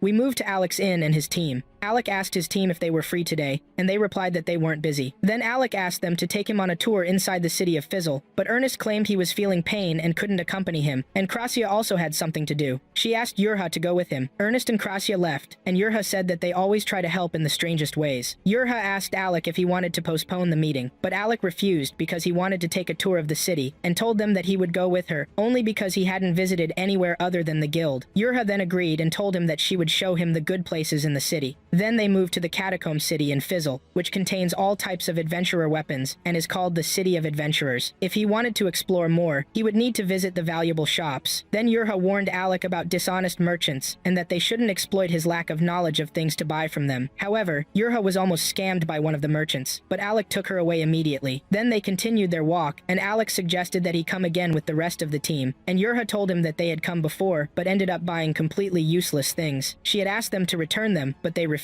She told Alec that they don't know how to shop on their own at all. Alec looked at Yurha's bag and said, of course, and that he would be responsible for shopping from now on. Yurha was happy about his return. Then they took a break inside one of the taverns, and Alec asked Yurha why Krasia and Ernest hate Loki so much. Yurha said that this happened before Ernest got his rare weapon, and you know that Ernest is reckless and careless as well. When he sees a monster in front of him, he swings his weapon right away. However, he cares a lot about his weapon, and cleans and polishes it after finishing the catacomb trip. At that time, Alec asked Ernest why he doesn't buy another weapon, but Ernest refused and said that since it hasn't broken, it's fine. Then Yurha continued talking, and told him that 2 years ago, they met a party of rank S in the catacomb, and cooperated with them. Loki and Rewell also appeared, and joined them to defeat the monster. Then Ernest attacked the monster and struck it. While Ernest was fighting the monster, he got injured while saving one of the rank S party adventurers. Then Alec asked if Ernest was okay at that time, and Yurha told him that Ernest claimed he was fine, but he wasn't. This appeared on their way back from the catacomb. He fell to the ground, and Loki and Rewell carried him. But Loki saw that Ernest's weapon was very deteriorated, and threw it away. But his intentions were good. When Ernest woke up, he was angry about this, and Loki told Ernest that this weapon was deteriorated and needed to be replaced. But it would have been fine if Loki hadn't said anything. And Loki is also always planning, while Ernest uses his animal instincts to get out of troubles. They were never in agreement, and since then their relationship has been tense. Isn't that stupid? Then Alec asked why Krasia hates Loki. Yurha said that Krasia always sees Loki as the cause of troubles, and that he's very naive. They laughed because of Yurha's imitation of her. Then they walked together after that, and Alex said that he remembered the past days when they used to collect magical potions. Then Yurha saw a ribbon of 1,000, and she needed it, but its price was very expensive. But Alec bought it for her, which made Yurha surprised. Alec told Yurha that she's the one who protects them in the team through her magic, so she should be fully prepared. After that, they bought food, then went to the library, and after that, they climbed to a place to see the entire city. Alec could also see the catacomb. Then Yurha asked Alec if he liked Fizzle. Alec thought that Fizzle was was full of vitality, and that he feels like a real adventurer, not like how he felt in Galdana. Then Yurha asked Alec when she saw him in Galdana, and asked him to come back with her to the team again. Do you think I exploited you because you were kicked out of your previous team? She was worried about this matter, but Alec told her that he wanted to do many things in Galdana, but this matter doesn't matter to him now. He's interested in Ernest's idea that they will strive to become strong, and that the four of them will be very powerful adventurers, which made Yurha cry. She said that she hasn't allowed any member of her team to leave, and because she's the team leader now, there's no lasting period without the four of them. But she warned him that if he forgets this, she'll ask Ernest to chase him to the farthest place on Earth. But Alec told her that he won't forget, which made Yurha happy when she heard this because Alec is one of those people who hide their feelings. Alec told Yurha that she should know his true feelings, which made Yurha feel shy. But Alec said that he lost a bet to Ernest, and as punishment for him, he can't suppress his feelings anymore. It wasn't a bet, but a promise between two men, and he apologized for dragging her into this, which made Yurha angry because she thought something else. She looked in another direction. Then we move again to Alec's inn, and Ernest woke Alec up in an inappropriate way, which annoyed Alec, and his book fell to the ground. Ernest saw that Alec had been studying all night, but Alec wanted to know more information. However, Ernest asked him to set a schedule for himself so he doesn't get a headache. Then he asked him to get dressed quickly and told him that the adventurer's day starts early. Alec said, okay, we'll do what they used to do in the past. And they went outside and trained on dueling. Yurha was watching them, and Krasha was also training on archery, and was good at it. Alec and Ernest continued fighting, and Ernest said that he had made the wooden weapons for this training. Alec told him that you surpassed me by 4 years in combat experience. But the training intensified between them, which led to breaking Alec's wooden sword. Then they stopped fighting, but Ernest showed his rare weapon, and said it's time for real training. They were about to continue training, but Yurha intervened at the right time, and asked them to stop because she didn't want any of them to get hurt. Then Loki came to them and told them that it's nice to practice early, and offered them if they needed him to train them, because he's rank S and can benefit them. But the whole team left him and went. But Loki told them that they shouldn't treat him this way, and that he had recommended them for rank S, and showed them the recommendation card, which made Yurha and Ernest surprised. Yurha came forward to take the card from him, but he played with it. Ernest came forward and got angry at Loki to give the card to Yurha, but Loki told them if they wanted the card, Ernest must apologize for his behavior, and admit that he's been a scoundrel all the time, and that he's always wrong, and he started laughing a lot until Loki received a blow from Carla, his teammate in the group, and she told him not to act like a child and apologize to the team on behalf of Loki because he's acting like an idiot. Then she gave them her team's recommendation card to rank S. Ryuel lasting period said that Rikuruma recommended them and the guild leader Fessel approved their document to rank S, which made Yura feel happy. Then Carla approached Alec and told him to allow the rank S team to enter the arcane basement. Ryuel said that the arcane basement is more dangerous than basement 64 and asked him to go to them if he had any questions. Carla said they didn't think their recommendation was enough to repay what they did for them, and asked him to contact them if he needed anything, and that they would come to him right away. Alec agreed to this, and shook hands with Carla, which made Loki happy, and he said that they had now become 2 rank S teams. He grabbed Yura and Carla and Liam, saying, "Why don't we go eat to celebrate?" But Carla hit his hands to make him let go, and said that Loki invited them all to celebrate. Alec said there's lots of food, and Ernest said he was starving, but Loki said he had an urgent meeting now, but Alec and Ernest wouldn't let him go, and Carla told them they don't have anything important right now. Then they moved to the bar, and Ryuel told them they are here now to celebrate the beginning of the lasting period team for having the new rank S status, and they clinked their glasses together. Then Carla started drinking and eating, which made Ernest jealous of her, and he drank his glass and asked for lots of drinks. Alec said they are now a rank S team. Ernest approached Alec and asked him if he still thinks he belongs with them or not. He also told him if he keeps thinking that he doesn't deserve rank S because he hasn't done anything worth mentioning, he'll beat him up. He also told him that he should forget trivial matters, and that today is the beginning of their legend, and today is the beginning of a new page for them. But Alec told him that he never forgot this, and will be careful from now on. Then Yura said, today they will celebrate a new beginning for them, and asked them to drink a lot. Alec ordered the most expensive drinks, and Ernest also ordered a barrel of drinks, which made Loki cry and asked them to stop. After that, they moved to the inn outside, and Alec was carrying Yura because she drank too much and couldn't handle alcohol. Carla told Alec that she was happy, and her morale was high because Alec chose to stay with them and didn't go back with the prince. Alec asked Carla to get over this conversation, but Ernest was angry with the prince because of what he did to Alec, and threatened him that if he saw him again, he would break his bones. Then a union staff member named Misha came from inside calling Carla and asking her to go with her because there are injured people who need healing. Then Carla went with Misha inside and healed one of the injured. Misha told Carla there are lots of injured people people, and the number of healers is very small. But Carla didn't mind, and told her to pay her after completing her next task. Carla saw a large number of injured people and asked Misha if this was a raid by monsters. But Misha told Carla that what they did to them, these are not monsters, but a group of people called the Shadow Guild, and they attack adventurers, which made Carla surprised. Then the guild leader came and asked Carla for help, and they moved to the leader's office and told Carla that he brought this injured girl to his office because there's no place in the hospital, and told her that this adventurer is called Olivia from the Neilmas team, and that the Shadow Guild attacked her while she was alone. After that, the leader left and left Carla to help Olivia. Carla examined Olivia's wounds and saw many injuries, but Olivia grabbed Carla's hand and asked her where she was. Carla told Olivia that she's in a private room in the guild, and that the guild leader asked her to take care of her, and asked her if she remembered what happened, and that she knows that the Shadow Guild attacked her inside the basement. But Olivia's anger intensified and said this traitor man and asked Carla to treat her wounds immediately because there's something she must do right away. But Carla refused because her wounds will worsen if she tries to do anything, and she's from rank S and doesn't know the basics of magic, which made Olivia angry at Carla and said to her, "You're just a healer. What do you know about a swordswoman like her?" Then Olivia lost consciousness. Then Carla started treating her and said that Olivia has old wounds and many scars, and also said that Olivia is one of the best swordsmen in Fiore and wondered who could do this to her. She used her own healing spell. The next day, morning came upon them, and Carla was sleeping next to Olivia to check on her. Then we moved to Alec in the library, and he picked up a book about the records of the arcane basement. Then he started reading it and said to himself that he needs 4 years of experience and needs a lot of knowledge to compensate for that at least. While Alec was absorbed in reading the book, a young man appeared in front of him and told him that he's been waiting here for a long time. Alec apologized to him and told him that he was busy reading the book, but the young man said there's a sweet shop called Buffy next to the library, and it's very delicious, and he's also starving and loves this candy. Then they moved to the shop, and the young man ate a lot of candy because he loved it very much, and Alec saw that the young man ate a lot too, but the young man asked for more, which shocked Alec, and he asked him to get to the point. Then the young man said his name is Lorge, and that he's not just a funny boy, but he's a member of the Neilmas team from rank S, and that he heard about his return to the lasting period team, and that they also got rank S, and that he wanted to know who this person was. Alec asked Lorge what he learned from their first meeting. Then Lorge said he's very suitable for them, and asked him if he agreed to join them in their raid inside the labyrinth basement, which shocked Alec.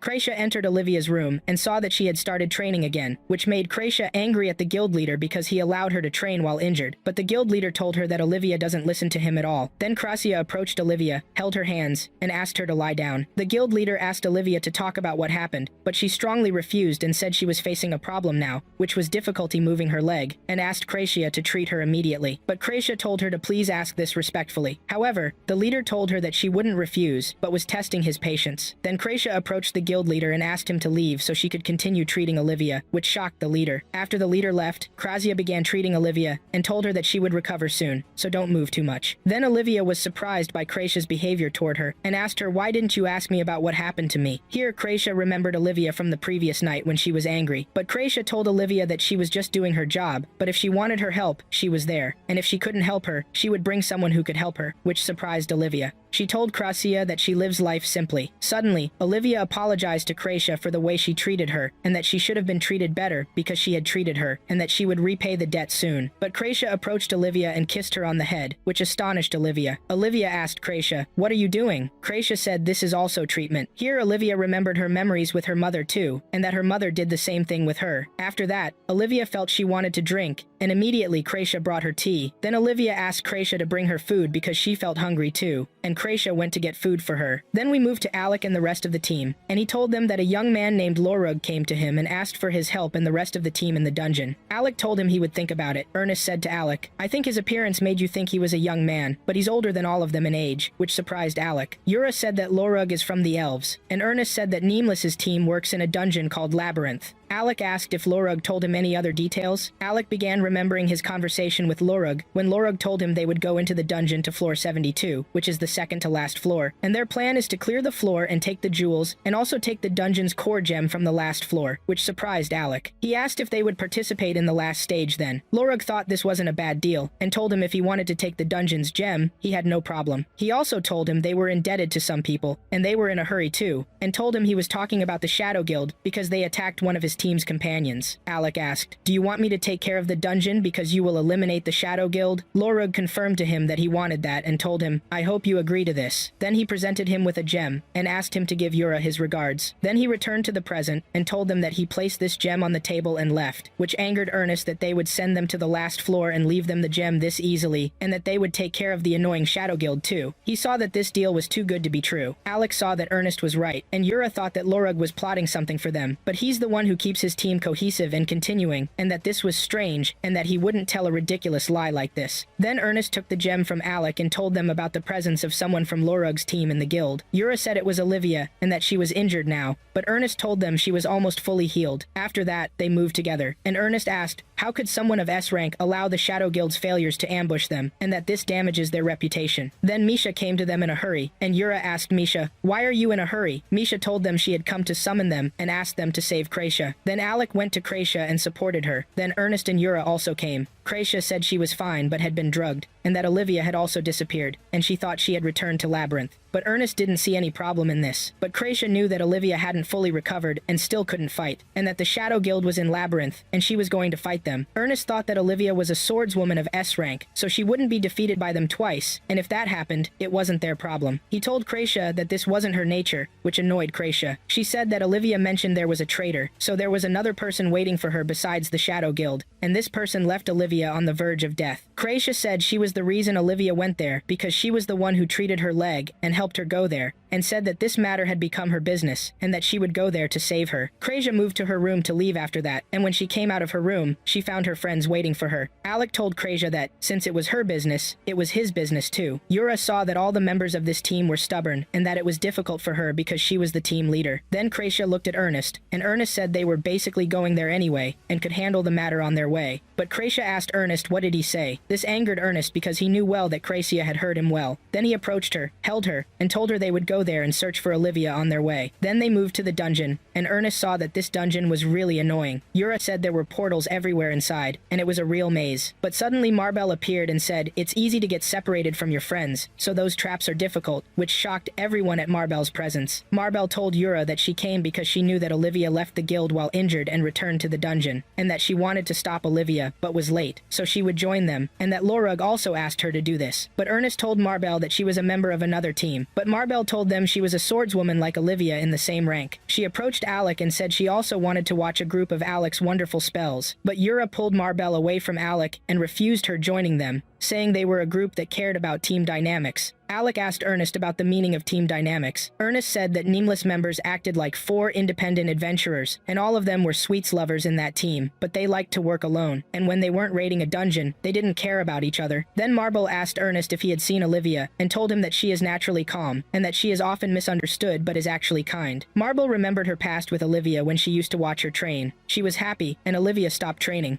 "Why are you happy?" Marbell said to Olivia. "You are the best swordswoman in the city," and asked her to give her some advice. She asked if they had now become close friends. Isn't that right? But Olivia told her that she loves solitude, and that she only joined the Nelmus team to clear the dungeon. Then Marble approached Olivia, and asked her to go to the dungeon together. When Olivia agreed, Marble got up to go, prepare herself for going to the dungeon the next day, which surprised Olivia. Then Marbell returned to her present, and said that Olivia was waiting for her in front of the dungeon the next day. She asked them if they wouldn't let her join them to enter the dungeon. But Yorha asked Marbell to go tell the guild leader that they had entered the dungeon. But Marble felt that Olivia was suffering now, and asked Alec to protect and save her because she is her close friend. Alec confirmed he would do that. Then Marble went to the guild. After that, Ernest threw something to Alec and told him it was a magic weapon, and asked him to take care of it. Then Ernest approached Yorha and asked her to do what she used to do before. Alec also asked her to do this. When Yorha asked for Krasia's help, Krasia ignored her. Then Yorha agreed to do this after Alec, and Ernest insisted. Yorha said her words to motivate them, which made them very happy. Then they moved to floor 72. Krasia was placing teleportation circles that she learned from Loki, because this way, if they got separated due to traps, they could regroup. But Ernest saw that Alec and Krasia were calm and thought deeply, and that she used to cry like a little girl before, and this wasn't her nature. He hit her on the head, but Krasia got annoyed by this, and directed a blow that pushed him away from her. But he fell into a trap, and when Alec wanted to save him as he advanced toward him, he also stepped on a trap, which caused both of them to disappear. Alec was transported to a place among a group of monsters, and immediately the monsters attacked him, but he used his magic and was able to eliminate them. Kreisha also appeared to him and helped him with this. Then Alec approached Kreisha and she told him, "This is why Mobius rings are sold in pairs and limit the distance between two people." Alec saw that no matter how far the distance between them, he would not leave Kreisha behind, and that he expected this to happen, but he didn't expect to be separated from Yorha and Ernest this quickly. Kreisha asked Alec if he was worried about Yorha or if her presence wasn't enough for him, but Alec denied this and that this wasn't his intention. But Kreisha told him she was joking and that she relies on him a lot. She also told him that Yorha is fine, and with her is the fool Ernest. Then they continued advancing. Krasha said the place smells terrible and that Alec's trap is the worst trap ever. Then they moved to the monster area and directed several blows at the monsters. Alec was impressed by Kreisha's skill in killing monsters. Kreisha said she trained very hard so Ernest wouldn't call her useless. After that, they completely finished off the monsters. Then they quickly advanced to another place. While they were running, Kreisha was impressed by Alec's skill too, and told him that he also uses light magic, and that he is cunning, and that he also has no right to talk like that until he reaches Yorha's level. But Alec said it's impossible for him to use support magic the way Yorha uses it. Then they stopped and Alec said it seems the trap he stepped on isn't the worst trap. He found a bandage belonging to Olivia, and said Olivia is near them. Then we moved to Yorha and Ernest running from monsters. Yorha said they are in the worst place in the labyrinth and asked Ernest, "Why did you open that door?" But Ernest told her there's a closed door, so naturally I would open it. Then Yorha used her magic and succeeded in putting distance between them and the monsters. She asked Ernest to attack the monsters. She saw he was at full strength, but he likes to exhaust himself. Then she provided him support, which led to completely eliminating the monsters, causing the remaining monsters to be scared and flee from him. Ernest said they fled because he killed their leader. He saw he was in good condition today, and asked Yorha to continue casting support on him. Yorha was impressed by Ernest's strength, and continued praising him a lot. Ernest said that Alec wants to regain his confidence more than that, but Marbell has been lavishing praise on him lately, so he thinks he's okay. Suddenly Ernest stopped, and behind him she collided with a huge statue in front of them. Yorha said this is the floor boss, but there's no magical damage, and it was killed by a single sword strike. She wondered who could do this. But Ernest knows who can do this, and it's Melia Dial, the only one capable of doing this. Then we moved to Melia, and Gloria was with him. He said to Melia that he not only eliminated the floor boss, but also Olivia, who is an S-rank swordswoman, and she didn't have any chance. Melia knows Olivia well, so he knows how to kill her. Gloria said he understood that this explains her panic when she saw him, but what he doesn't understand is why he works with them if he knows an S-rank swordswoman from the guild. But Melia said he and the Shadow Guild have a common goal, but their wishes are different. His wish is to become a hero, and he wants to reach the peak of his strength, which means he needs experience to increase his strength. But Gloria didn't understand Melia at all. Then the rest of the Shadow Guild members came to Gloria and told him about the presence of intruders on floor 72. Gloria asked if they were the remaining Nelmus members, but one of his followers told him he doesn't know, but he thinks there's another party helping them. But Melia wished that among the intruders is an individual he wishes to meet. Then Gloria asked his followers to go kill the intruders, which made his assistant happy, and he took the gem. Then we moved to Alec and Kreisha continuing to search for Olivia, but they found her and approached her. Olivia thought the guild leader asked them to bring her back, or Lorog asked for this. She also told them seriously that she's here to treat this deep wound of hers. But Kreisha refused this, and told her she would escape if she treated her, and that they came to bring her back. But Olivia asked Alec if he could use healing magic, but Alec told her he can't do that. Olivia saw that Alec is useless. Then Alec approached Olivia and told her that Kreisha doesn't want to bring you back because she hates you, and she's calm now. But she panicked all the way here and didn't want to leave you, which annoyed Kreisha. But Alec told her you can scold me later. Olivia realized this, but she didn't want her to come here. Then she said to her that she deceived her before, and if she doesn't want to treat her, then that's fine, but at least don't block my way. She moved and said to her, "Sorry, I couldn't return the favor." But Kreisha said, "This is why I hate swordsmen," which surprised Olivia. Kreisha told her, "The idea that you're indebted to me is nonsense, but you don't know anything about healers." She asked Alec not to let her escape,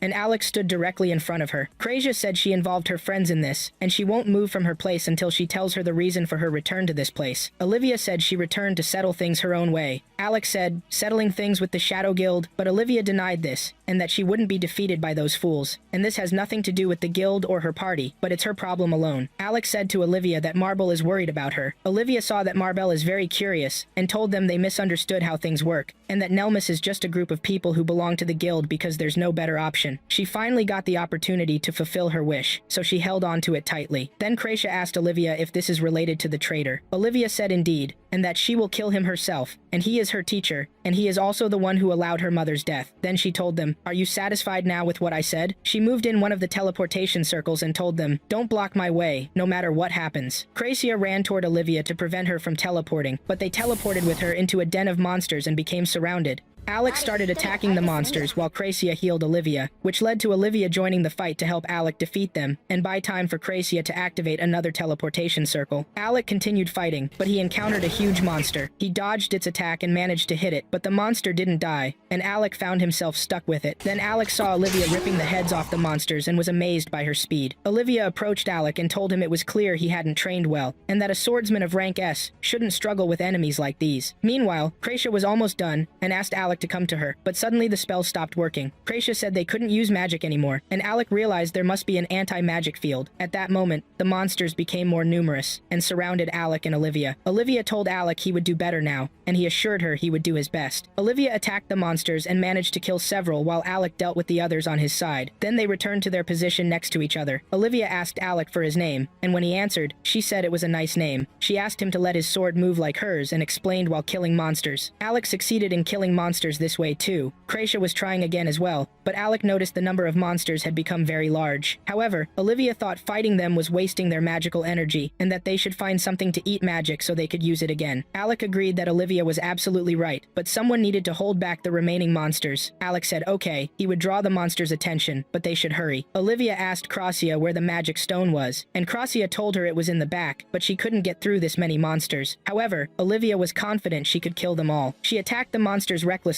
and started killing them one by one, not distinguishing between large and small monsters. She was skilled with her sword. On the other side, Alec drew the monsters' attention and ran to attack them. A flying monster came at him and attacked. Alec hit it, but the flying monster was very strong, and it didn't affect it. The monsters flew away and came back at Alec, but he used his intelligence and succeeded in using the monster to kill another one, becoming safe himself. Alec prepared for the flying monster again. On the other side, Olivia continued killing monsters with her sword strikes until she got close to the magic stone. She approached it greatly and killed it immediately, then broke the magic barrier it had. She told Kracia she did this so they could use magic again. Kracia indeed started using magic to reactivate the instant teleportation circle. Kracia gave Alec the signal that she was close to teleporting, but Alec used his lightning magic and killed the flying monster and some other monsters. Olivia discovered that Alec was a mage, not a swordsman. While Kracia was finishing activating the teleportation circle, the monsters almost got close enough to kill her, but Alec intervened at the right time and killed those monsters before they reached Kracia. Alec called to Olivia to hurry and grabbed her hand to make her teleport with them. They succeeded, and they teleported to another place. Olivia asked Alec why he didn't say he was a mage and not a swordsman. Alec laughed and said he forgot to mention it, but Olivia asked what kind of mage rushes at monsters carrying only a sword. She told him that everything she said about his talent was ridiculous now, but she thanked him because if she had continued alone, she would have died. Alec thanked her too, and told her that the important thing was that she was okay, but Kracia thought that wasn't the most important thing. She said this wouldn't make a difference, but Olivia wouldn't recover fully, and healing magic isn't perfect. As she continues in battles, her wounds will open again. Then Olivia said the traitor, and Kracia said, "This is what she said before that your teacher killed your mother." Olivia said, of course, that happened when she was a child and her mother left, and she became alone in this world. She remembered when her teacher joined her when she was young, Melia. She trained under his guidance, and he gave her all the instruction and information about swordsmanship. She was happy, but she remembered her mother daily. Melia was like a father to her, and she trusted and respected him more than anyone else, until he told her the truth. She also remembered when she was with him in the maze and defeated the monsters. She asked him what he thought. Teacher, hadn't she become skilled? Melia told her of course she had become stronger than he expected, and now it was time to get rid of her. He showed his sword and struck her. She fell to the ground. Melia thought she would die, so he approached her and told her he was the one who killed her mother, which made Olivia cry. Then she returned to the present and said she had been searching her whole life for the man who killed her mother. She showed her back to show them the scars Melia caused her. This is all that remains for her. This is not just the man who killed my mother, but he killed my trust, my memories, and took everything from me. Then Alec took off his clothes and put them on Olivia, and told her that even if she learned that from someone else, he thinks her fighting method is beautiful, and he understands what it means when a person thinks they have have nothing left to remember. His companions proved to him he was wrong about that, but Olivia doesn't have any friends. Alec told her that Laura seeks to settle a score with someone. Then Kracia approached Olivia and told her that magic doesn't heal old scars and you can't change the past, and she doesn't want to interfere in someone else's revenge plan, but she can heal any wound she gets now. She cast a healing spell on her, and she was a skilled healer. Olivia said she knew Lorug and Marble wanted to help her, but they don't know Milia's terror. Alec suggested he would end this, and they would fight for Lorug and Marbel instead. Then Kracia kissed Olivia to make her feel reassured. Then we shift to Yurha and Ornest. Ornest noticed the place was full of traps, and asked what was wrong with this place. Yurha said that 90% of their problems came from him touching things, and she remembered that thing. She was worried about the thing that killed the leader of this floor, but she thought Alec and Kracia were okay. Ornest said, if the Swordmaster is here, he's definitely on the last floor, and the annoying girl might go fight him, but Kracia and Alec won't do that. Yurha wished that wouldn't happen. Then Ornest asked Yurha to be quiet. Then the Shadow Guild approached where Ornest and Yurha were. Gloria's assistant was still eating monster gems, and thought this gem was very delicious. Then Yurha and Ornest appeared to them. Yurha asked them if they attacked Olivia. Ornest expected that whoever did that was crazy. He told Gloria's assistant that you don't have a sense of taste because you eat gems. Then Gloria's assistant asked them if they were the clearers. He thought they were from Olivia's team and asked his men to attack them, but the Shadow Guild ended up being tied up and thrown to the ground. Ornest told Gloria's assistant that eating the essence didn't make him stronger at all, but Gloria's assistant rebuked Ornest. Then Ornest asked Gloria's assistant about their objective and the essence of the dungeon's bottom floor. However, Gloria's assistant said he wouldn't tell him anything, but Yurha strangled and burned Gloria's assistant, causing him severe pain. Gloria's assistant immediately said their leader ordered them to steal him. Yurha then asked Gloria's assistant what connection you have with the Swordmaster. Gloria's assistant replied, do you mean Melia? He is skilled and he killed Olivia, and also killed the floor leader by himself alone. Then Ornest told Yurha that these are not the ones responsible, and suggested meeting with Kracia and Alec and returning to the guild. Yurha agreed to this and said maybe they also found Olivia, but Olivia heard a sound and told Ornest to be silent. However, Gloria's assistant said to Ornest that you said eating the essence didn't increase my strength, didn't you? Then a yellow light appeared from the dungeon, and an earthquake started occurring in the dungeon. Gloria's assistant said the fastest way to absorb the dungeon's essence energy is to eat it. A great force appeared from Gloria's assistant's side, causing Yurha to be hit and the ground destroyed, resulting in the rest of the Shadow Gang members falling except Gloria's assistant. Gloria's assistant managed to free himself from his chains,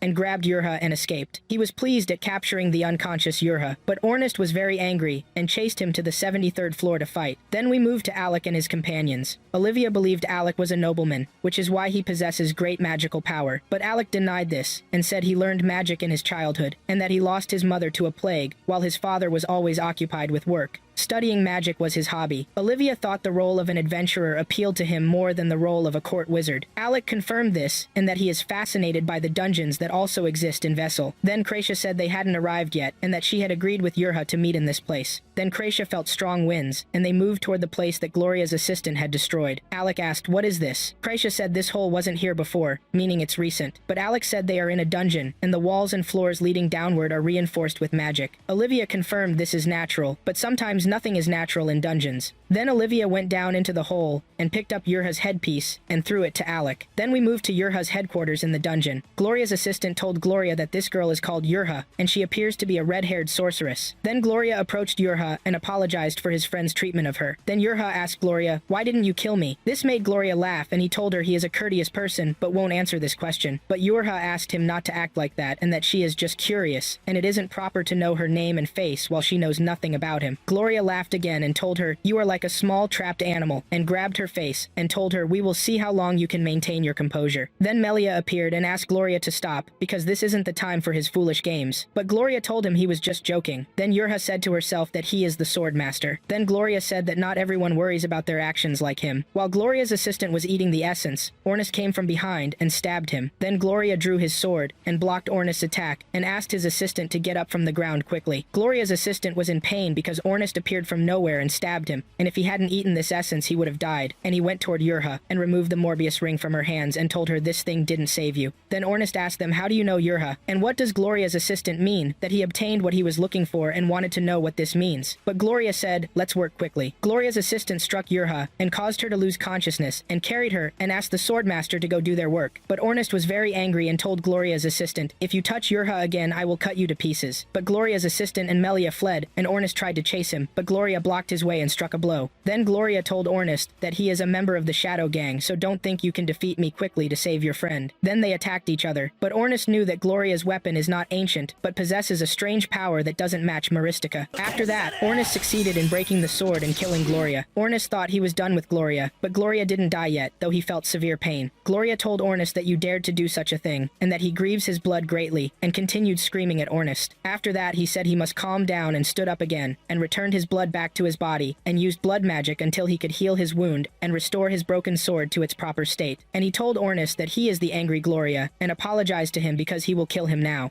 Ornest was surprised by the blood magic Gloria was using, and said to him, then I'll see how many wounds I can inflict on you, and you'll just heal from them. He rushed to attack Gloria, landing several blows that wounded Gloria again, and even caused a hole to open in Gloria's body with Ornest's spear. But Gloria pulled the spear out of his body easily, restored his blood again, and told Ornest that waving his spear around like that wouldn't kill him, not even if he cut off his head. Every time he got injured, his power increased, and he became stronger than before. He gathered his strength into his sword and swung a strike at Ornest. Ornest dodged the first blow, but he couldn't avoid the second, which left him with several wounds. Ornest immediately backed away because he felt an enormous power from Gloria, but Gloria told him he wasn't going to let him get away now, then cast a spell that created a rope and struck at Ornest, managing to hit him. He bound Ornest by the leg, lifted him up into the air, and then slammed him into the ground, making Ornest feel intense pain. Gloria then said to Ornest, I told you I'd kill you, and I even apologized first, didn't I? And started laughing loudly. But Ornest stood up again and said to Gloria, you have to die. He remembered Alec's excitement towards him, summoned his spear, and thrust a blow at Gloria, but it didn't hit him at all. Gloria said, I was expecting an attack like that from a weak warrior like you. But Ornest quickly followed up with a punch that knocked Gloria to the ground. Then Ornest's mind went back to the past, when he was at the Galdana Academy, training with Alec. He told him that he hadn't been defeated in a fight since arriving here, and the sword remains just a sword, even if it's magical. But at the time, Alec told him that he would be the first one to defeat him now. They charged at each other and started sparring, while Yurha and Krazia were also watching them. While they were dueling, Krazia saw that Ornest's weapon was causing huge trouble for Alec, and Yurha wondered if Ornest was going to lose his first match. But Krazia said no, and told Yurha that she was an idiot, which made Yurha laugh at her. While Ornest was swinging his spear through the air, the spear flew off and almost hit one of the students, but Ornest kept fighting Alec. Then a girl stepped in and stopped them from fighting and got mad at them. After that, they repaired the walls that Ornest had damaged. Ornest told Alec that their match wasn't over yet, and Alec told Ornest he was really amazing and that he hadn't expected that. Ornest considered that normal for him. Alec thought Ornest constantly burned through spells like a magic sword and kept using magic power non-stop. It was exhausting, and so Ornest created an opening for himself to distract a mage, but it wasn't easy to do that. Ornest praised himself and called himself a genius. But Alec asked Ornest, doesn't that put you under a lot of pressure? Then Ornest snapped back to the present and attacked Gloria, hitting him with his fists only, without using any weapon. He told him, you don't really know, do you, that Alec, our companion, is a genius in offensive magic, and Yurha in support magic too, and when it comes to healing, she's a cleanliness freak no one can beat. He talked while continuing to land blows on him, and though Gloria kept blocking his attacks, Ornest still managed to wound him as well. He said he wasn't going to use spells, or support magic, or healing magic, and that he was also a genius in hand-to-hand combat. He landed a powerful strike on Gloria, knocking him to the ground, and told him he would stop making holes in his body, since he was using blood magic. The more he bled, the stronger he got. Instead, he just beat him senseless until he stopped breathing. But Gloria stood up again, and didn't care about what Ornest was saying. He manifested 2 blades from his hands, and told him he'd show him real magic. He cut himself and let a lot of blood flow out, which caused a magic circle to appear above and below him. Ornest was shocked by this. Gloria then manifested something from his magic, white in color, called Ansuz, and a massive tornado appeared, causing Ornest to feel intense pain. Then the scene shifted to the guild, where he was sitting with Lorog. The guild leader was surprised at how much candy Lorog was eating, but Lorog told him that he also drank alcohol all the time. Then the leader told Lorog he couldn't believe he'd chosen Alec as his partner for the raid, but Lorog asked what the problem with that was, and kept eating sweets. He told the leader he'd heard some rumors about the legendary 5-colored mage who took down Hidar, and how crazy it was that he could use all 5 elements at once, right? Then he asked if a mage like that existed now, wouldn't the leader want to be friends with him? The leader said that was exactly the problem, and that he was the type who only believed what he saw and heard for himself. He didn't really believe the talk about them breaking the record for floor 68 inches, the dungeon under the capital of Galdana, but since he knew Yurha and her companions, it was probably true. Then Marbell suddenly showed up, which startled the leader when he saw her appear out of nowhere. She came closer to them and told them there was a big problem. Olivia had escaped from the clinic and gone into the labyrinth, but Alec and his companions went after her, which made Lorog happy. The leader, on the other hand, was annoyed because everyone just did whatever they wanted without checking with him first, and that this was messing up the plans he'd made. They left the guild, and the leader told Marble that he knew Alec could use fire and lightning magic. He asked her what she thought about this, but Marbell was sure that Alec was using everything he could offensively. Then Lorog said, "So a 5-color mage can only use 2 elements? Are the rumors wrong?" The leader was certain that Alec couldn't use all 5 elements at once, at least, and maybe he had lost his power for some reason. The leader decided to go to them, but he guessed that the labyrinth was now a den for all kinds of monsters. Then we moved to the labyrinth. Inside, each group was moving to finish their mission, but Alec suddenly appeared in front of Ornest at the right moment and reflected Gloria's strikes back at him using his magic, saving Ornest. Then Alec asked Ornest if he was okay. Olivia and Krasia also joined them, but Ornest looked at Gloria and told him, "Die in the middle of the flames." However, Gloria wasn't dead yet, though he was heavily affected by Alec's strike. Olivia said that Gloria was using blood magic, that it was an annoying spell, and that she would lend them a hand. Then Ornest told them that Yurha had been kidnapped right in front of them, and that the one who kidnapped her was a follower of the Shadow Guild, Essence Eater, and that Melia was with him. Krasia wondered what the Shadow Guild wanted from Yurha. Ornest didn't know, but said they knew her name. He remembered when Essence Eater said he had found what he was looking for while he was carrying Yurha, and Alec asked what he had meant by that. Ornest didn't know either, and told Alec that their target was the dungeon core, and asked Alec and the others to chase after them while he took care of Gloria. But Krasia pointed her magic at Ornest,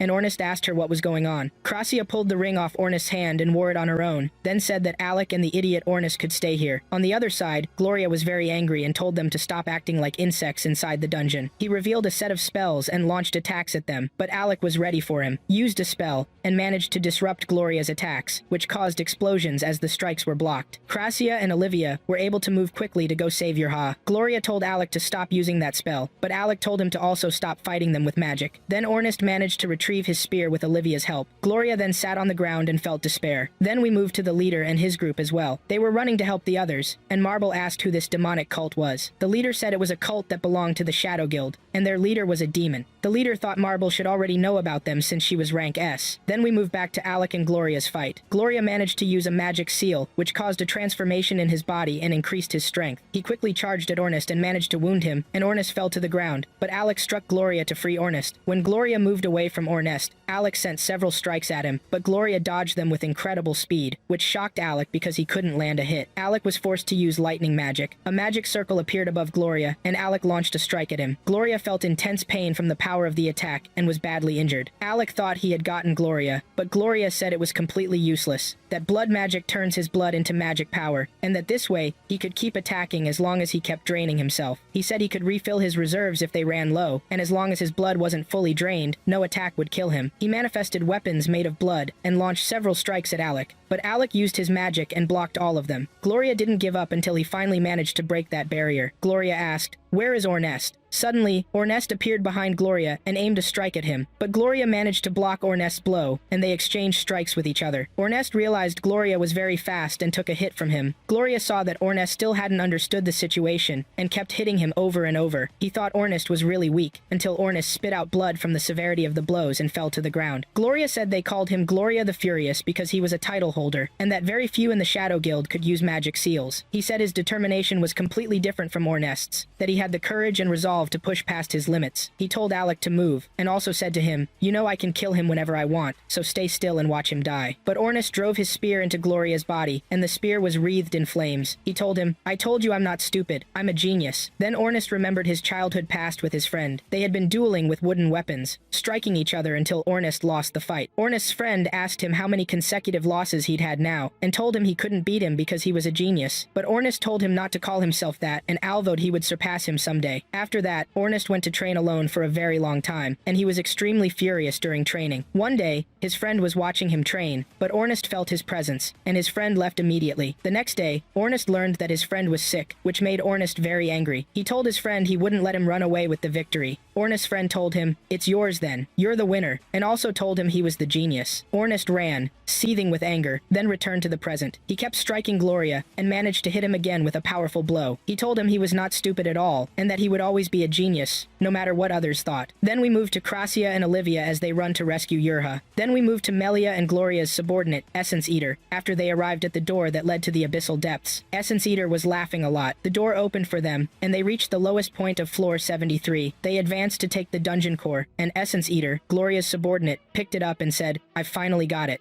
Ornus continued preparing to fight Gloria, and asked Alec to supply him once more, but with greater power to increase the flames on Gloria. Alec used a powerful spell, and Gloria asked Ornest, "Did you use attack magic on an ally?" Ornest attacked Gloria by directing quick strikes at her, which caused Gloria to fall to the ground from the severity of Ornest's blows. Then Ornest threatened Gloria that he would burn everything inside him, whether blood or sweat. Gloria felt extreme fear, and asked Ornest if he intended to burn him and his friend as well. But Ornest flew up high and directed a strike at Gloria, but Gloria moved away to avoid the strike. However, Ornest asked Alec to supply him once more with the flame spell. When Alec did this as well, Ornest didn't care about this, but Gloria would not be defeated by a weak nobody like Ornest. Here, Ornest attacked Gloria and dropped him to the ground. Ornest remembered when he was sad about his friend, and that he had abandoned the goal of defeating him that day. Then Ornest attacked Gloria once more, and succeeded in cutting off his other hand that was blocking Ornest's strikes. When he did this, he also remembered his training with his friend, and that he vowed to prove the strength of the man he couldn't defeat. He said he was very genius, and directed several quick strikes at Gloria, which led to cutting up Gloria. After Gloria was eliminated, Ornest said to him, "Don't be sad, you were defeated before Ornest and the Lasting Period squad." He told him, "Thank you, angry Gloria," and that he would join the pages of their legendary tale. Then we moved to Yurha. She woke from unconsciousness and was tied up, but the Jewel Eater was waiting for her to wake up. But he told her it was too late, and showed her the dungeon jewel, which surprised Yurha that he possessed the dungeon jewel. This made the Jewel Eater laugh at Yurha's expressions. He told them, "You adventurers make great efforts to obtain this jewel, then I come and seize it with ease, and I find this very entertaining." But Melia didn't like this, and directed a strike at the Jewel Eater because he was tired of listening to him. The Jewel Eater fell to the ground dead, with the dungeon jewel beside him. Then Melia picked up the jewel, and thought that now he no longer needed the Shadow Guild, and that the jewel was now in his favor. Then he asked Yurha to get up and called her the Courier, which surprised Yurha, and she wondered admiringly about this name. Melia said Adine, which surprised Yurha once more. Adine. But Melia said to Yurha, "Since you're a courier, you should see it," and told her that this is the land where dungeon jewels grant wishes. But Yurha was surprised and said she had never heard of this before and had nothing to do with it. But the Jewel Eater hadn't died yet, and asked Melia, "What are you doing? Do you want to betray us?" He told him he couldn't get away with it, but Melia told him this is what he wants, that he desires to obtain power, nothing else, and for this he needs combat experience. He directed another strike at him, saying he wanted the Shadow Guild to provide him with possible experience. But experience is a complex matter, and not easy against opponents after others recognize you as the sword master. Therefore, Melia finally realized that he couldn't obtain enemies, and that he must acquire enmities. Then Olivia and Krasia were able to catch up with them, and Olivia was very angry, but Melia told Olivia she wasn't smart enough to stay home. Here, Yurha felt more reassured than before, and told Melia that these were her friends, and also told him about other friends on their way to them, Alec and Ornest. She told him this was his last chance to escape, but Melia wouldn't flee to avoid fighting. He was waiting for Alec and asked if Alec was coming to kill him. Wasn't that right? Then we moved to Ornest and Alec. Ornest confessed to Alec that he could no longer continue and drank a healing potion. He said the dungeon monster was bloodthirsty, but Melia eliminated it. He also remembered Rosie's conversation with him, when she told him that if he encountered the Swordmaster, which is impossible, never approach him. He told Alec about Rosie's conversation as well, but he approached Alec and told him he had no right to say that to him, and asked him not to risk his life. Then Alec told Ornest that he would bring everyone back safely and would never leave them. He performed instant teleportation, but Ornest fell to the ground from extreme fatigue. Then we moved to Melia as he approached Olivia. Olivia was also advancing toward him quickly. Melia asked Olivia to run because he didn't have time for play, but Olivia vowed she would kill him because he killed her mother. But Olivia rescued Yurha, carried her, and moved away with her. Then she asked Krasia to strike at Melia. Krasia indeed launched a magic arrow that split into many arrows heading toward Melia. But Melia was able to block all the arrows with ease, and nothing hit him. But Yurha bound Melia, and Krasia said to Melia, "You haven't grasped our plan even now, have you?" She told him he allowed them to retrieve Yurha, who is the core of their offensive plan. Then Yurha used a support spell to support Krasia's strike, and Krasia also directed her powerful strike at Melia. But Melia was able to break his bonds, used his sword, and blocked the offensive strike, which astonished Krasia. But Olivia suddenly appeared from behind Melia. She was certain that Melia allowed them to use their strongest magic so he could judge their strength. She directed a strike at him, but Melia blocked it with ease. But Melia thought that Olivia had had abandoned the idea of killing him herself, but Olivia wouldn't allow anyone but herself to kill Melia, and it was time for him to taste the pain he caused her, the despair and anger after losing everything. She attacked him, but Melia told Olivia about the existence of a talented healer in Fazil, which made Olivia stop her attack. But Melia said, "I see you found good companions, and their strength and magic have a promising future for a group of pretending children." He saw that she disappointed him because of Olivia's weakness, and asked her, "Is this all you learned from me, and these miserable illusions that you might defeat me because you have friends?" But he would teach her a lesson by death. Then Olivia remembered the past when Melia came to her. She was crying a lot, and said that people said about her mother that she was weak because she died in the dungeon, and mocked her because of this, and that the children wouldn't play with her because she was adopted. Then Melia sat next to Olivia, and told her that loneliness makes one strong, and after you get to know loneliness, you will become stronger than anyone, perhaps stronger than me. Olivia asked Melia that she wanted to become strong like you and my mother. She started training with him. Then she returned to her present and attacked Melia angrily, and directed a strike at him, but Melia blocked it with ease. This made Olivia angry, and she said to Melia, "You're teaching me a lesson, and still claiming you're my father?" She attacked him once more. After that, she directed several strikes at him, but Melia blocked them all. She told him he didn't feel what she felt throughout her life. She had nothing but her sword to rely on, and she continued swinging it, then suddenly reached S rank. She did all of this for this moment, but Melia directed a strike at Olivia, which injured her and pushed her away from him. He ran towards her and delivered another blow that caused her to crash into the walls. Krasia wanted to get close to Olivia, but Yurha stopped her from doing so because she must not approach the sword master Melia. However, Krasia used her weapon and shot an arrow at Melia, but Melia was able to catch it and shatter it. He said that this was weak, and that it was weaker than her previous attacks. He said to Olivia that he had told her before that solitude would make her stronger. Olivia was about to stop again, but Melia asked her to stay in her place and watch what he would do to Krasia and Yurha. He was advancing towards them, and they were also ready for him. When Melia grabbed his sword, Olivia asked Krasia to flee immediately. Melia delivered a powerful strike at them, but Olivia quickly advanced and blocked Melia's strike, so it wouldn't hit Krasia and Yurha.